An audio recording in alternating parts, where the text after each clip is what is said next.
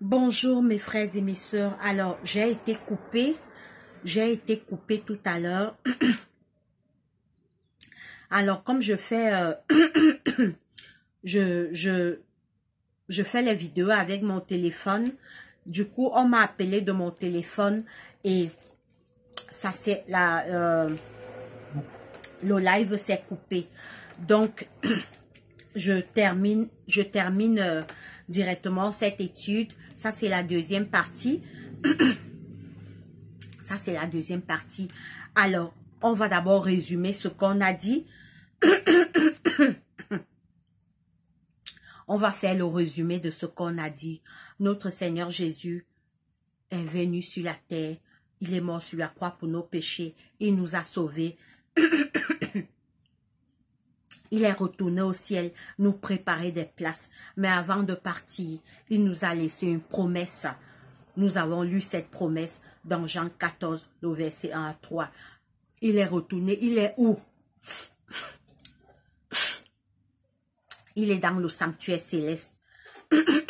Il intercède pour nous et il joue le rôle d'avocat. Jésus intercède pour nos péchés. Depuis 2000 ans, il est dans le sanctuaire céleste. Il doit revenir nous chercher. Il joue le rôle d'avocat. Il combat pour nous dans le sanctuaire. Il joue ce rôle d'avocat. Oui. Pourquoi donc tarde-t-il? On va d'abord relire ce qu'on a lu, Philippiens 3:7. Philippiens 3:7. Nous voyons l'apôtre Paul qui a aimé Jésus-Christ, qui a servi Jésus-Christ, qui a tout donné pour être sauvé. L'apôtre Paul, nous lisons dans Philippiens, nous lisons Philippiens 3:7, il est écrit. Mais ces choses qui étaient pour moi des gains, je les ai regardées comme une perte à cause de Christ. Et même, je regarde toutes choses comme une perte à cause de l'excellence de la connaissance de Jésus-Christ, mon Seigneur, pour lesquels j'ai renoncé à tout. Et je les regarde comme de la boue, afin de gagner Christ. L'apôtre Paul était l'un des disciples de Jésus-Christ. Quand Jésus est parti au ciel, ils ont continué l'œuvre de l'évangélisation. Il a donné sa vie à Jésus. Nous également, mes frères et mes sœurs, donnons notre vie à Jésus. Faisons le bien, faisons la volonté de Dieu. Acceptons Jésus dans notre cœur et dans notre vie et marchons selon ses voies. Afin d'être sauvé quand il reviendra, afin d'être sauvé quand il apparaîtra dans sa gloire. Mais la grande question, pourquoi tarde-t-il alors? Pourquoi depuis 2000 ans, il n'est pas encore revenu? Pourquoi il n'est pas encore revenu depuis 2000 ans? Pourquoi il tarde? Désolée, j'ai le nez un peu grippé. Alors, pourquoi tarde-t-il à revenir? Pourquoi tout le monde se pose la question? Depuis que Jésus est parti, il n'est pas encore revenu. Depuis que Jésus est parti, on l'attend, on est déjà fatigué. La Bible nous répond pourquoi il tarde. On va lire 2 Pierre 3:9. 2 Pierre 3:9. On va voir pourquoi Jésus n'est pas encore revenu. Pourquoi il tarde à revenir. Il serait déjà venu depuis. Ce monde serait déjà fini. Jésus vient faire quoi? Il vient séparer les hommes en 2 groupes. Ceux qui ont fait le bien ressusciteront pour la vie. Et ceux qui ont fait le mal ressusciteront pour la perdition. Oui, Jésus est mort. Chacun doit faire son choix. Jésus dit, j'ai donné mon sang pour toi. Je suis quitté du ciel. Je suis mort pour toi. Accepte-moi. Fais ma volonté. Le choix est libre. Dieu ne force personne, mais il nous dit, je place devant toi la vie et la mort, mais je te conseille, choisis la vie. Oui, nous devons choisir la vie. Jésus est mort pour ça. Jésus a payé notre rançon. Alors, nous allons maintenant lire 2 Pierre 3, 9. Il est écrit. 2 Pierre 3, 9, il est écrit. 2 Pierre 3, 9, il est écrit. 2 Pierre. Pardon, j'étais à 1 Pierre. 2 Pierre 3, 9, il est écrit. Le Seigneur ne tarde pas dans l'accomplissement de la promesse, comme plusieurs le croient. Mais il use de patience envers vous, ne voulant pas qu'aucun périsse, mais voulant que tous arrivent à la repentance. Oh! Je vais relire. Écoutez bien pourquoi Jésus tarde encore. Écoutez mes frères et mes sœurs, pourquoi Jésus n'est pas encore de retour. Écoutez pourquoi depuis 2000 ans, il n'est pas encore revenu. Écoutez bien mes frères et mes sœurs. Le Seigneur ne tarde pas dans l'accomplissement de la promesse, dans la promesse de son retour, comme quelques-uns le croient, mais il use de patience envers vous, ne voulant pas qu'aucun périsse, mais voulant que tous arrivent à la repentance. Jésus tarde pour moi, Jésus tarde pour toi. Peut-être il y a encore des choses dans ma vie que je dois laisser. Peut-être je continue à mentir. Peut-être je continue à voler. Peut-être je continue à être jaloux des gens. Peut-être je continue à faire le mal. Peut-être je continue à faire ce qui est mauvais. Peut-être je continue à être la cause des problèmes dans les familles. Peut-être c'est moi qui divise ma famille avec mon comportement. Peut-être, etc., etc. Peut-être je suis une menteuse. Le Seigneur tarde encore pour moi parce qu'il veut me sauver, parce qu'il veut te sauver. Il y a encore, peut-être je suis rancunière, peut-être il y a la rancune dans mon cœur, peut-être je ne partage pas assez aux pauvres. Il dit que c'est pourquoi il tarde, il est patient en fait. Mais selon le tableau prophétique, sa patience tire déjà vers la fin parce que nous voyons les derniers signes de son retour se réaliser. Nous voyons les signes de son avènement. Nous voyons les signes de son retour se réaliser devant nos yeux. Mes frères et sœurs, le Seigneur revient bientôt. Il tarde parce que peut-être en 2022, il veut que je change. En 2022, il me dit, si vous confessez vos péchés, il est fidèle et juste pour vous les pardonner. Chacun de nous a son dossier au ciel. Peut-être il y a les péchés non confessés. Je n'ai pas le temps de confesser. Je passe que mon temps à Facebook, à voir tout et n'importe quoi. Je n'ai pas le temps de demander pardon pour mes péchés. C'est pourquoi le Seigneur est patient. Mais sa patience aura bientôt la fin. Sa patience va bientôt prendre fin. Sa patience va bientôt prendre fin. Mes frères et sœurs, parce que oui, nous sommes arrivés à la fin des temps.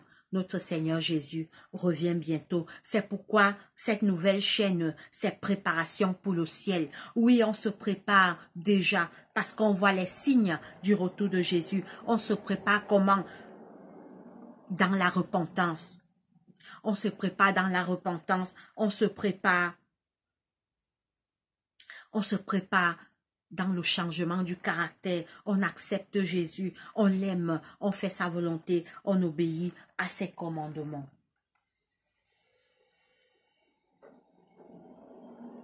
Nous allons lire maintenant Ézéchiel. Nous allons lire Ézéchiel 18, 23. Ézéchiel 18. Ézéchiel 18, 23.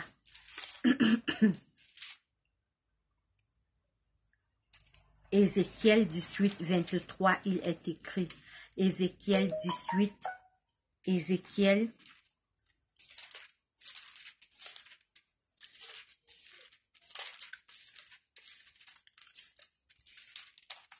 Ézéchiel 18, 23, il est écrit. Ézéchiel 18, 23, il est écrit. Ézéchiel 18, 23, il est écrit.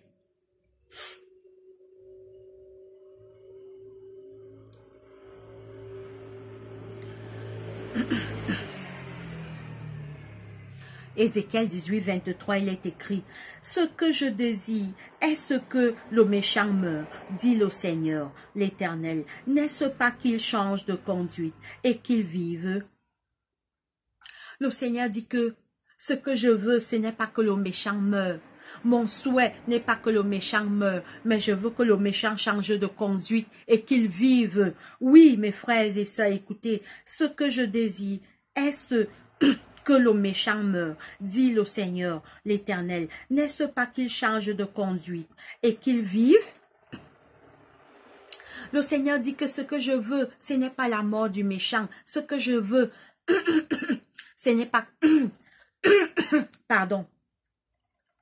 Ce que je veux, ce n'est pas que le méchant meure, mais je veux qu'il change de conduite et qu'il vive. Jésus est mort sur la croix pour que nous tous on soit sauvés. Il veut sauver tous les hommes, mais la liberté appartient à chacun. Dieu a laissé les hommes libres de le choisir. Dieu ne force personne. C'est pourquoi, mais il souhaite qu'on vit. Il souhaite qu'on soit sauvé. Écoutez ce qu'il dit.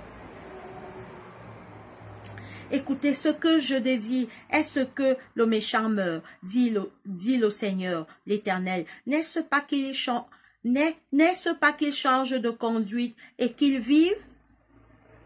Si le juste se détourne de sa justice et commet l'iniquité, s'il imite toutes les abominations du méchant, vivra-t-il? Le Seigneur s'est dit que si le juste laisse la voie de la justice et commence à faire le mal, est-ce qu'il sera sauvé? Est-ce qu'il va vivre au retour de Jésus? C'est ce qu'il dit. Écoutez, mes frères et mes sœurs, si le juste se détourne de sa justice et commet l'iniquité, s'il imite toutes les abominations du méchant, vivra-t-il? Toute sa justice sera oubliée parce qu'il s'est livré à l'iniquité et au péché. À cause de cela, il mourra. Mes frères et mes sœurs, le Seigneur ne veut pas la perte de qui que ce soit. Le Seigneur ne veut pas. Le Seigneur veut qu'on soit sauvé. Le Seigneur ne veut pas la perte de quelqu'un. Le Seigneur veut qu'on soit sauvé. Jésus est mort pour qu'on soit sauvé. Jésus a souffert pour qu'on soit sauvé. Il a donné sa vie. Mais il dit que si tu étais chrétien, maintenant tu abandonnes Dieu pour aller faire les mauvaises choses. Si tu meurs, est-ce que ça sera de la faute de Dieu? On va lire maintenant Apocalypse. On va lire maintenant Apocalypse 22, 12. Apocalypse 22, 12, il est écrit. On va lire Apocalypse 22, 12, il est écrit. Apocalypse 22, 12. Apocalypse 22, 12, il est écrit. Apocalypse 22, 12, il est écrit. Voici, je viens bientôt, et ma rétribution est avec moi, pour rendre à chacun selon que ses œuvres, c'est tout. Voici, je viens bientôt, et ma rétribution est avec moi, pour rendre à chacun selon que ses œuvres. Je suis l'alpha et l'oméga, le premier et le dernier, le commencement et la fin. Heureux ceux qui lavent leur robe, afin d'avoir droit à l'arbre de vie, et d'entrer par les portes dans la ville. La ville, c'est la nouvelle Jérusalem que Jésus allait nous préparer. Écoutez ce qu'il dit. Heureux ceux qui lavent leur robe. Laver sa robe, c'est changer de comportement, c'est aimer Dieu, c'est obéir à ses commandements, c'est faire le bien, c'est fuir le mal, c'est aimer son prochain comme soi-même. C'est ça, laver sa robe. Heureux ceux qui lavent leur robe, afin d'avoir droit à l'arbre de vie, d'être sauvés, d'avoir la vie éternelle. Parce que quand Jésus reviendra, on sera des êtres immortels, on ne va plus mourir. Heureux ceux qui lavent leurs robes, afin d'avoir droit à l'arbre de vie et d'entrer par les portes de la ville. Dehors les chiens, les enchanteurs, les impudiques, les meurtriers, les idolâtres, et quiconque aime et pratique le mensonge. Dehors, ceux qui font le mal. Ceux qui font le mal ne n'hériteront pas la parole de la vie éternelle. C'est la Bible qui le dit. C'est pas moi. Mes frères et sœurs, écoutez Apocalypse 22 à partir du verset 15. Dehors les chiens, les enchanteurs, les impudiques, les meurtriers, les idolâtres et quiconque aime et pratique le mensonge. Donc, ceux qui persistent dans le mal, le Seigneur Jésus, il te parle chaque année, laisse le mal, fais le bien, reviens à moi. Tu persistes dans le mal. Ces personnes ne seront pas sauvées. Nous restons dans Apocalypse 22, 14. Pardon, Apocalypse... oui, Apocalypse 22, à partir du verset 16. On lit maintenant le verset 16. Moi, Jésus, j'ai envoyé mon ange pour vous attester ces choses dans les églises. Je suis le rejeton et la postérité de David, l'étoile brillante du matin. Mes frères et mes sœurs, cherchez l'Éternel pendant qu'il se trouve. Invoquez-le tandis qu'il est prêt.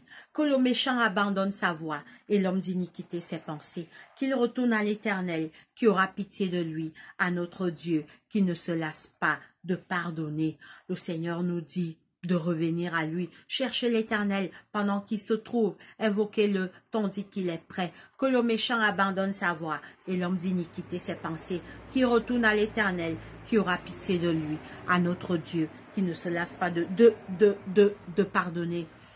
Le Seigneur nous appelle à la repentance. Le Seigneur nous appelle à nous repentir, car la fin est proche. Jésus revient bientôt. Alors, on va résumer. Le Seigneur est parti au ciel. Il est au ciel. Il est entré dans le sanctuaire céleste. Il joue le rôle d'avocat. Il intercède pour nous. Il intercède pour nos péchés. Il intercède pour nous. Il revient bientôt nous chercher. Pourquoi il tarde? Il tarde parce qu'il veut sauver tout le monde. Il tarde parce qu'il y a quelque chose en moi que je n'ai pas encore abandonné, comme que je n'ai pas encore laissé. Mais il revient bientôt nous chercher, mes frères et mes sœurs. Le Seigneur nous appelle. Le Seigneur nous appelle à la repentance. Le Seigneur revient bientôt. Repentons-nous, cherchons Dieu, comme Ésaïe 55 le dit. Ésaïe 55, 6. Cherchez l'Éternel pendant qu'il se trouve. Invoquez-le tandis qu'il est prêt. Que le méchant abandonne sa voie et l'homme d'iniquité ses pensées. Qu'il retourne à l'Éternel qui aura pitié de lui, à notre Dieu qui ne se lasse pas de pardonner. Nous sommes arrivés au terme de notre étude, mes frères et mes sœurs. Abonnez-vous à cette nouvelle chaîne Préparation pour le ciel. C'est une chaîne toujours de l'évangélisation. Notre chaîne Arc-en-Ciel Rachou fonctionne toujours. Là, nous allons mettre seulement les prédications en audio.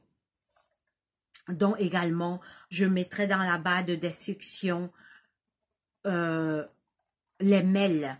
Vous aurez les emails pour les sujets de prière, si vous voulez qu'on prie pour vous, si vous voulez faire un don. Oui, nous faisons aussi les dons dans cette chaîne. Nous aidons les veuves et les orphelins dans le monde. Nous aidons les nécessiteux. Nous aidons les malheureux. Oui, le Seigneur nous a dit que la religion pure et sans tache devant Dieu consiste à visiter les veuves et les orphelins dans leurs afflictions.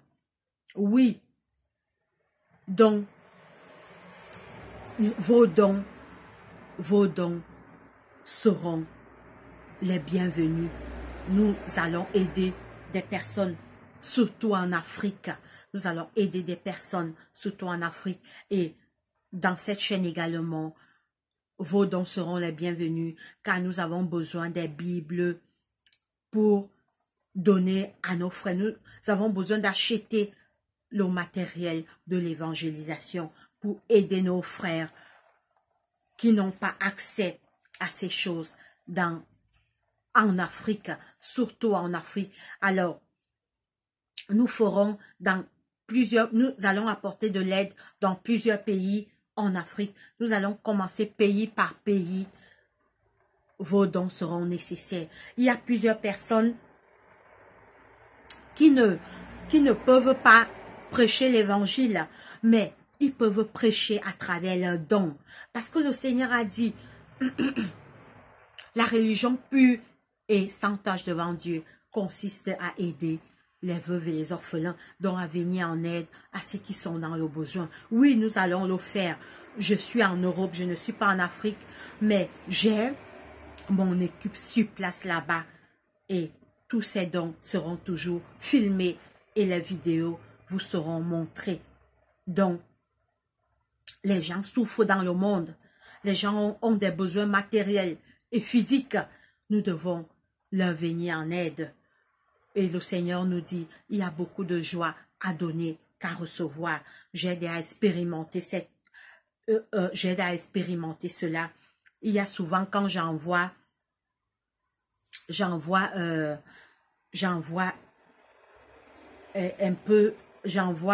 quelque chose à ma famille pour leurs besoins. J'envoie quelque chose à ma famille pour leurs besoins. J'ai toujours une personne de mon équipe que je donne toujours quelque chose pour qu'il partage à ceux qui ont faim. Je vous parlais là de mon propre espérance. C'est pas pour me jeter des fleurs. Je lui donne toujours ça. Même comme c'est pas beaucoup, même comme c'est pas grand chose. Je lui dis de les donner en main propre. En fait, de caractère, je suis un peu exigeante. Je suis exigeante, donc je lui dis, peut-être c'est un défaut, peut-être c'est... En fait, j'aime quand j'envoie quelque chose, on donne aux personnes concernées. En fait, aux destinataires, voilà. Donc, et ça me donne de la joie de savoir que j'ai pu aider quelqu'un qui n'avait pas, quelqu'un qui avait faim, quelqu'un qui était malade, quelqu'un qui avait des besoins. Oui, nous allons le faire, mes frères et sœurs. Nous allons apporter cette aide partout dans les pays, surtout en Afrique. Donc, vos dons seront les bienvenus. Vos dons, vous pouvez également évangéliser à travers vos dons. Alors, nous sommes arrivés au thème de notre étude. Et puis, nous allons aussi faire des études sur Zoom. Nous aurons un groupe WhatsApp. Je vous mettrai tous les liens dans la barre de description, dans la barre de la vidéo, en bas de la barre de la vidéo. Prions, mes frères et mes sœurs. Seigneur Dieu, notre Père, notre Roi, que la gloire, l'honneur, la puissance, la majesté te reviennent parce que tu es Dieu, Papa. Merci de nous avoir parlé. Merci pour cette étude. Pardonne nos péchés commis contre toi. Nous savons maintenant que tu es dans le ciel, tu es dans le sanctuaire céleste, tu intercèdes pour nous. Pardonne nos péchés. Tant que tu es là, Jésus-Christ, efface nos péchés, efface mes péchés, efface les péchés de ceux qui regardent cette vidéo, Papa. Éloigne-nous des mauvaises pensées, des mauvais désirs et des mauvaises pratiques. Éloigne la haine dans nos cœurs, Papa. Mets l'amour dans nos cœurs, mets le bien dans nos cœurs. Éloigne-nous de l'orgueil, rends-nous humbles.